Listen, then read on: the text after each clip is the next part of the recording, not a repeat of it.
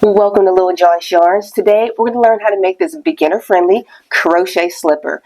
This slipper is made in one rectangular piece and it's just sewn together to create this. Anybody can make this pattern.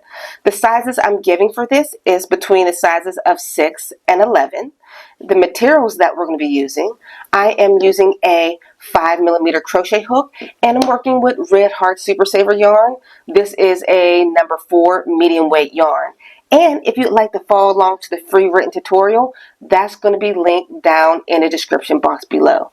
Let me give you the gauge of this pattern so if the size is perfect for you. The gauge is 8 rows equals 2 inches and 8 stitches equals 2 inches. If you have issues with gauge, don't worry. I'll teach you how to do that within this tutorial. Also, don't forget to hit that like and subscribe button and notification bell so you're always up to date on every single one of my patterns. And one last thing, make sure you tune in every Sunday, 4 p.m. Eastern Standard Time for my live streams where we get together, talk about all things crochet, and have a little sip of coffee, wine, or whatever you enjoy drinking on. All right, enough of me talking. Let's hop directly into this tutorial.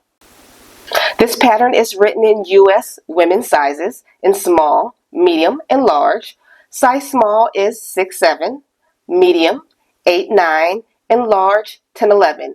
And I'll give you tips on how to make it for smaller or bigger size feet.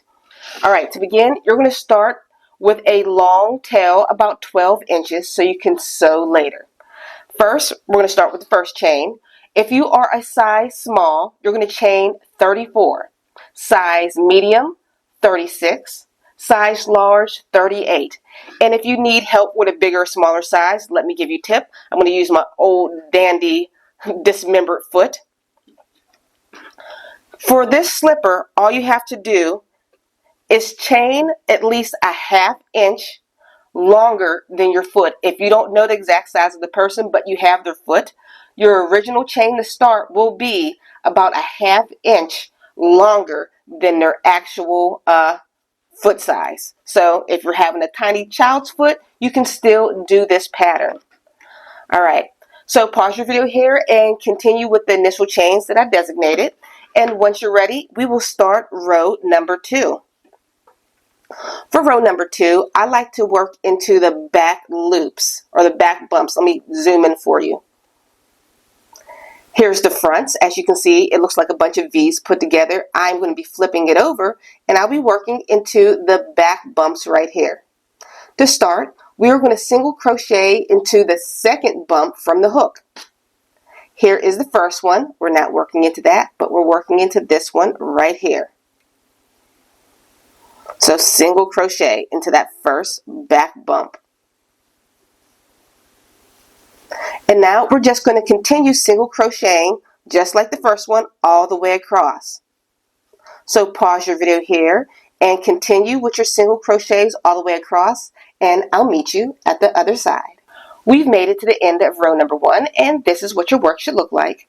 The reason why I like to work into those back bumps, it makes your work more uniform, and especially when it's time to sew and crochet around later in the pattern.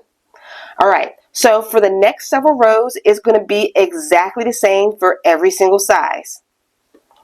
We are going to chain 1. I've already chained 1.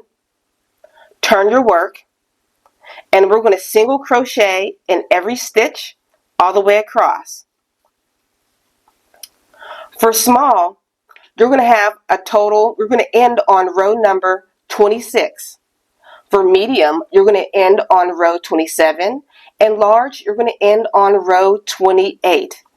Let me give you a tip for counting your rows because sometimes it can be hard counting your rows with single crochets. Let's look at this pattern that's already worked up with my completed rows. Can you see how there's a little blocks going down each the side?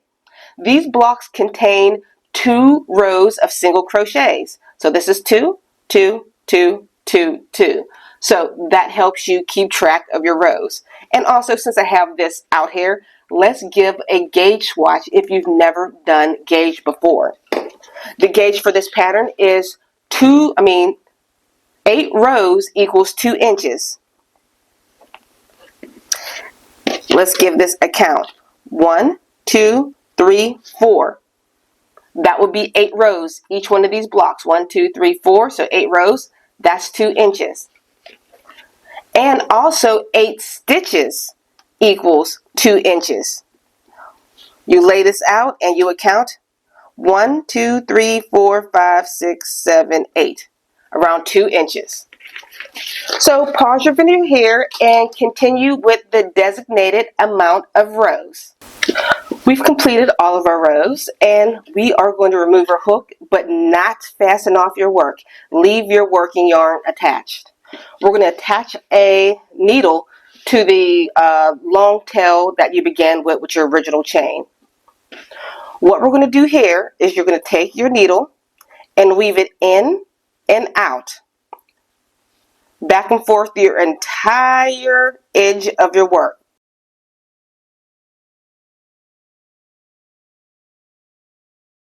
Out. Alright, and pull. We are going to be cinching this closed. It doesn't really matter which way you cinch it closed. Alright, so you have that cinched. You're going to go to the opposite end and insert your needle again and pull and cinch it all the way closed. This isn't very tight, it will loosen up. Now we're going to whip stitch across the toe. Forgive my sewing, I am not the best sewer. So we're going to go down. I'm working this with you.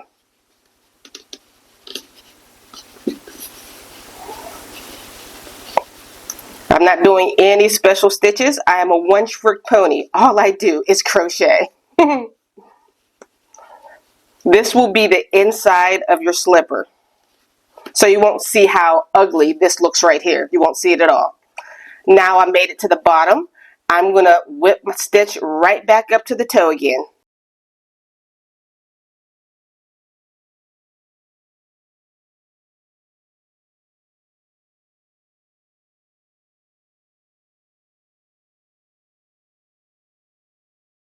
And the last stitch close to the toe.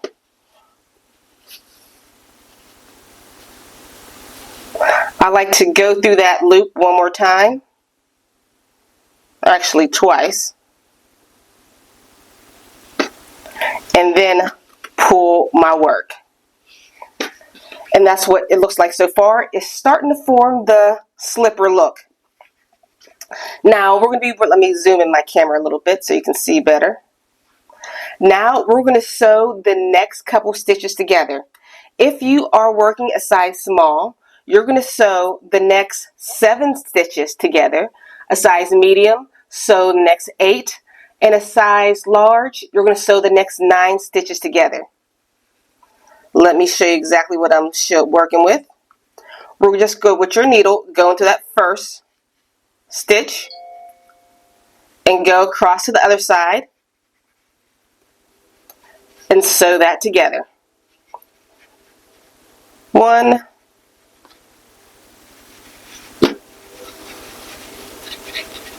2,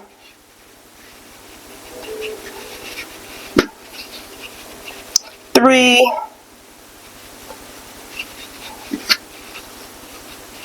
4,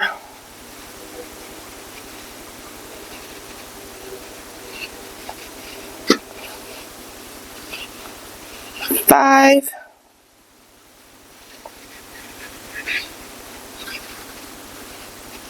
6, and 7 because I'm working a small slipper. To secure this, I like to wrap it a couple times through that loop. Let me secure this better, okay, because my yarn is splitting. Alright, and you can fasten off your work. Like I said, this will be the inside of your slipper. Now let's go back to that working yarn we were on.